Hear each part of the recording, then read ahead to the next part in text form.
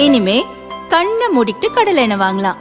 ஏன்னா மந்த்ரா கடலை எண்ணெய் இதயத்தின் தயாரிப்பு. வறுக்க பொரிக்க ஏன் எல்லா சமையலுக்கும் மந்த்ரா தான். மந்த்ரா கடலை எண்ணெய், அபார ருசி, ஆரோக்கியமான உடல் நலம். எந்த சமையலும் ருசி தேடும் ரகசியம். 20 ரூபாய்.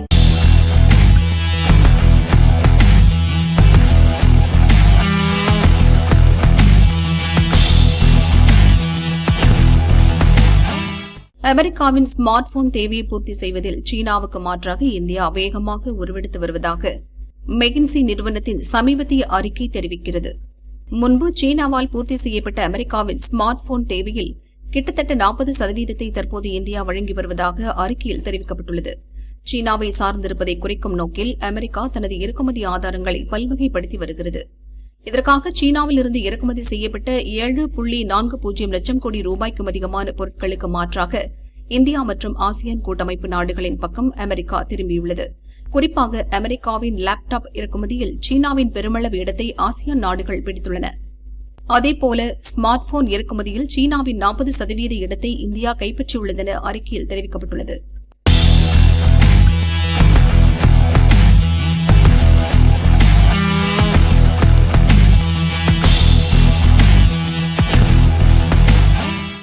தங்கம் வெள்ளி இறக்குமதி தடையை நீக்கியது மத்திய அரசு. வெளிநாடுகளிலிருந்து தங்கம் மற்றும் வெள்ளியை இறக்குமதி செய்ய SBI உள்ளிட்ட 15 வங்கிகளுக்கு மத்திய அரசு அனுமதி அளித்துள்ளது. இதுகுறித்து மத்திய வர்த்தக அமைச்சகம் வெளியிட்டுள்ள அறிவிப்பில் கூறியுள்ளதாவது: வெளிநாட்டு வர்த்தக கொள்கை 2023 படி வர்த்தக நடைமுறை கையேட்டில் சில திருத்தங்கள் மேற்கொள்ளப்பட்டுள்ளன. அதன்படி 13 வங்கிகளுக்கு தங்கம் மற்றும் வெள்ளி இறக்குமதிக்கு அனுமதி அளிக்கப்படுகிறது. 2 வங்கிகளுக்கு தங்கத்தை மட்டும் இறக்குமதி செய்ய அனுமதி வழங்கப்படுகிறது. இந்த அனுமதி 2029 மார்ச் 31 வரையிலான 3 நிதியாண்டுகள் அமலில் இருக்கும் என அறிவிப்பில் கூறப்பட்டுள்ளது. ஏற்கனவே இந்த மாத தொடக்கத்தில் தங்க இறக்குமதி தொடர்பான அறிவிப்பை வெளியிடும் என்ற எதிர்பார்ப்பு இருந்து வந்தது.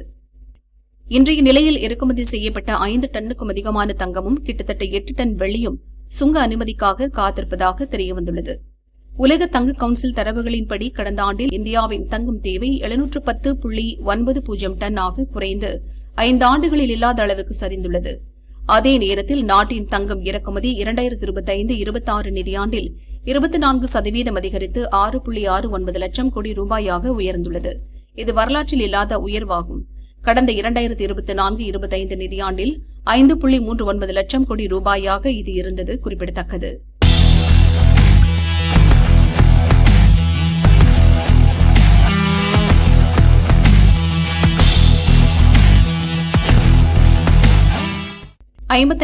ஸ்டார்ட் அப் நிறுவனங்களுக்கு அங்கீகாரம்.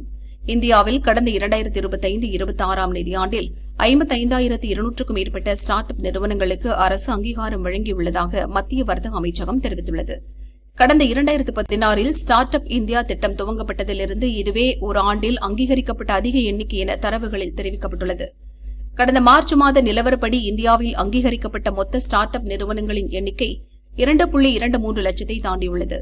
இந்த நிறுவனங்களின் வாயிலாக 23.36 லட்சத்திற்கும் அதிகமான நேரடி வேலைவாய்ப்புகள் உருவாக்கப்பட்டுள்ளன.